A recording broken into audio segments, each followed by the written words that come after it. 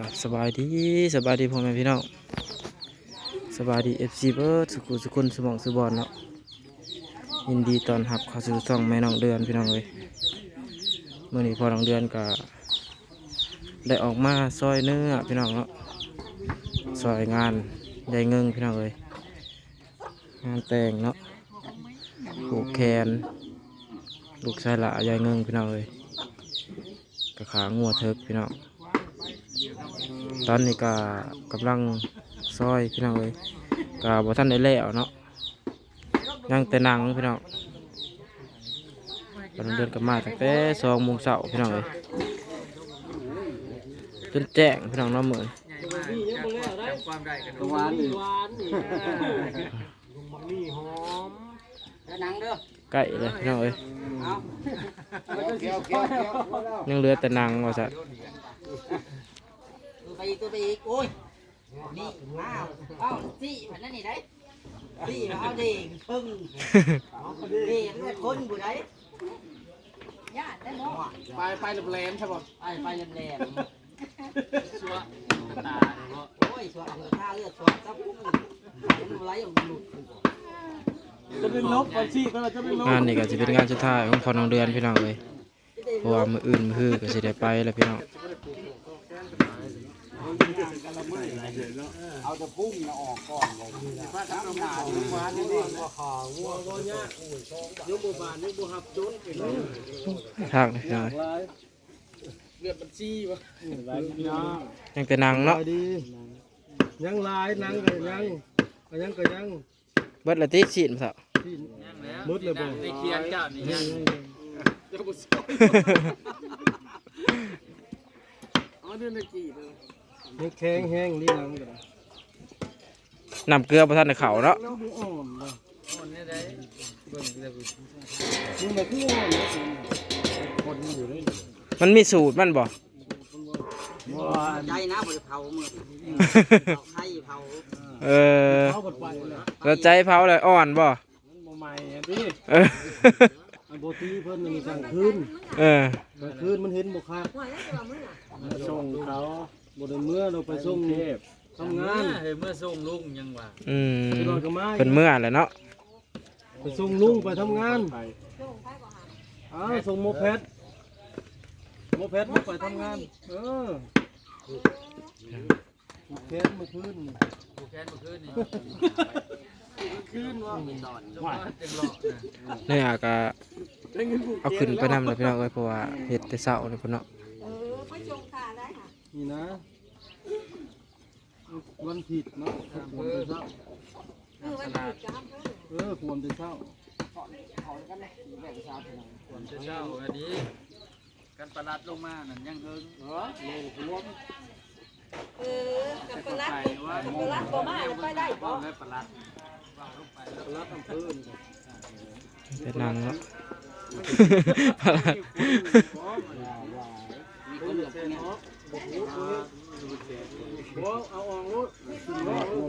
เคยกับลายคือเก่าพี่น้องเอ้ย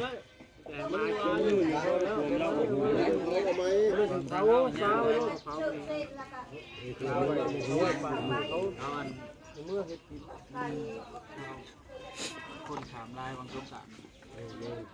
ต้องมาซ่อม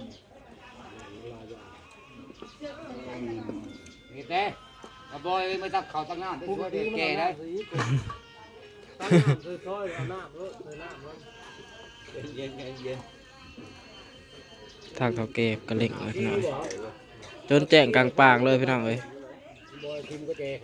ตั้งแต่2 โมงเนาะลมงัวพี่น้องเอ้ยแต่ก็ตอน2 โมงกับคนกับโบราณไปได้พี่น้องเดี๋ยวที่ไม่มากับเบื่อกันมาเลยมั้ยเดี๋ยวกันกินมื้อได้ไปไทยเลยไทยเลยกินมื้อที่ได้เดี๋ยวทางมันยังหลายอยู่ในทางก็กินแต่ตัวนี้แหละมาเนี่ยพ่อโอ้ยเศร้าเด้อ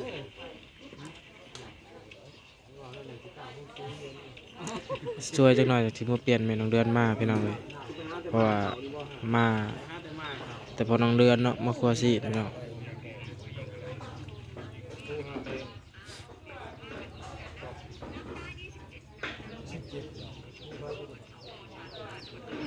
นี่แหละพี่น้องเลยเนาะก็คือไม่เคยลายกับสีดีเนาะนี่พี่น้องเลยเวลาเป็นเวียกเป็นงานเนาะ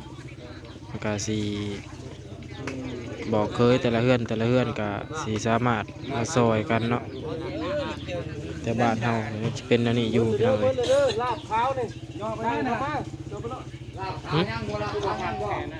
โอ้โหย่างเลยมาเอาหมูย่างเลยมาเอาแล้วหมดแล้วตรงยางวะ เบิดแล้วป่ะนะ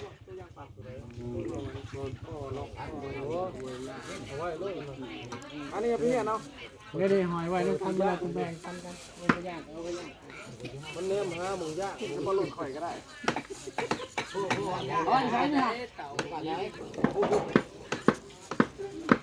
ว่าไปเลยเข้ามาแรกแรกลูกผู้ใหญ่เป็นคนบ้านไหนบ้านตัดสิเงินไหลการส่งหน้า เนื้อ ใช่แล้วผู้ ลาบขาวเนาะตัวนี้พี่น้องเลยเบิดแล้วอยู่เทิงมาเลยเนาะพี่น้องเอ้ยเบิดแล้วเพิ่นว่านั่งยังก็เรียบร้อยแล้วเนาะเทิงพี่น้องบางเดือนก็สิบ่ได้ขึ้นไปเบิ่งเด้อพี่น้องเอ้ยเพราะว่าเจ้าหน่อยก็สิมื้อแล้วพี่น้องโต๊ะตั้งอิหยังเพิ่นก็เตรียมเรียบร้อยแล้วพี่น้องเอ้ยเพิ่นสิต้อนรับแขกเนาะ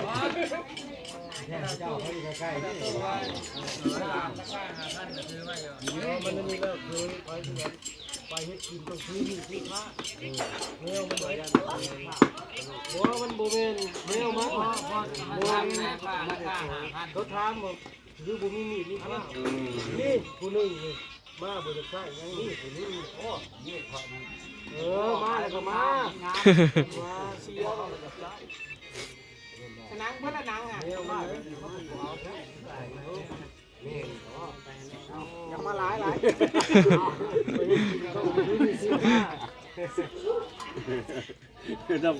นั่งมาจากใหม่ไปได้เนาะมันทันได้เรือง ไปเผาหนังนี่เนาะไปแล้ว ไปแล้ว ผมเห็นเนาะ เอาไปเป็นซอยพุ่นทางผมเผาหนัง คอยไปนะไล่มาเลยมันร้ายเลยไปลูกมาที่คู่หูใหม่ไปเลยบริญาตเหยียบตีนกันสมพ่อเขาวันไปกันหาใส่มองน้ำกันในป่าท้องตู่พอกินบ่มาปนวะบ่ปนก็มือนั่นเลย ลูกก็ไม่ได้อยู่บอกใส่ยี่บ้านพอง ม้วนเฮาผมไปแล้วเดี๋ยวนี้ที่เฮาผมไปน้ำพื้นเฮาแต่คานไปตึ้งเฮเดินไปป่านป่านในป่านแล้วป่าซุกคือหูครับแล้วจะมาป่านในบุกไปเลยป่านได้ซุกคือซุกคือหูแม่นพื้น อะไร ป่านในยังวะ พอเราพังอยู่เขาบอกเข้าใจปลาชบใส่หัวป่านในใช่แล้วโมเห็นถุงไหลไปมองไปผู้ออกลงอยู่นี่แม่งไปเราก็ได้วะเป็นตัวอย่างปลาห่วยได้นะมีเด้ในมองอะไรนี่มันเป็นถ่ายในทีหูดนี่นะเท่านั้นร้ายแก้วพวกทีหูดมันพูดที่เนาะมันพูดแล้วถึงแฮมันแบบเบี่ยงกันได้บาทเลยนะมองร้ายกูหูเป็น ไปเศร้าพ่อซ้ำบ่ ไม่ใช่แม่ปวดแห้งนะนี่แล้วก็ว่ากันทีจะไม่ใช่เราเองต้องอย่างมันป้าเลยรถใช้บริษัทเขาเลยทิมเลยโอ้ยกระตือรือร้นเลยลูกแค่สุกสิกูป้ามาไล่นี่ก็พูดลงไปปุ๊บร้ายแล้วร้ายตุ้มกันมาขึ้นมาแล้วมันกลัวพัวคิดว่ามันปากพดอยู่แล้วมันเสียงมันบุยอยู่ว่ะมันเท้ามูลลงไปกันนี่แล้วปากพดเนาะปู้มึงกูรอบเดียวกูเดียวมันบอกขึ้นมาเลยขึ้นมาใครตกใหม่ป่ะเอาแล้วคนตกใหม่ป่ะเอาแล้วพระตกใหม่น้ำได้ใครจะมาอื่นกินน้ำเนาะกินมาแห้งเลยทำไมอื่นกินน้ำได้พื้นน้ำไม่แห้งเลยว้าวเลยมัน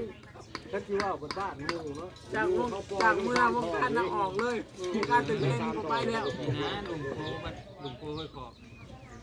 โคมันดกเนี่ยนะ เนาะคือบรรยากาศพี่น้อยว่าน้องหัวม่วนกันพี่น้องเอาพื้นไปหาปูหาปลาพี่น้องเอ้ยคลิปนี้ก็สิได้ลาแล้วพี่น้องสำหรับคลิปหน้าเนาะจังไดก็พอกันใหม่พี่น้องเอ้ยให้แม่น้องเดือนมาต่อไปเลยพี่น้องสำหรับคลิปนี้เขาก็เขาว่าสบายดีพี่น้องเอ้ย